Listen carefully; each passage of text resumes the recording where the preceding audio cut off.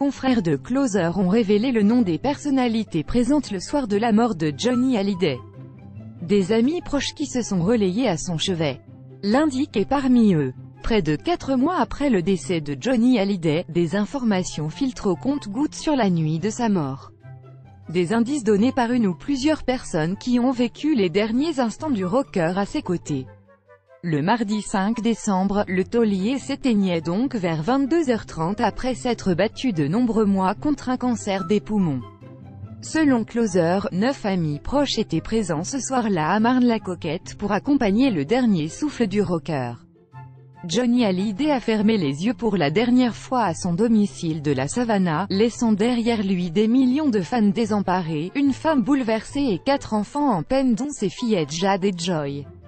Si une vingtaine d'intimes sont venus épauler Laetitia Hallyday dans ce moment tragique, 9 personnalités étaient déjà sur place la nuit de la disparition du chanteur.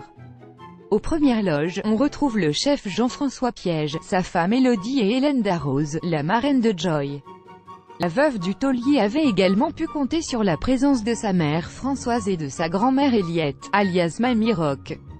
Sylviane, la nounou de Jade et Joy, était aussi à Marne-la-Coquette, tout comme Karl, chauffeur et garde du corps de la star, et Daniel Dorès, qui fut longtemps le coach personnel du chanteur. Pour finir, Closer dévoile le nom de l'écrivain Philippe Labro. Peu après 22h30, d'autres proches sont prévenus et se joignent à Laetitia pour l'aider à surmonter sa douleur. Parmi les intimes, le manager Sébastien Farran, qui avait quitté Johnny Hallyday à 19h, Laurence Favalelli, Marie Poniatowski, son mari et Anne Marcassus. Dans la nuit, d'autres convives débarquent à la Savannah, comme le réalisateur Claude Lelouch et le professeur David Kayat.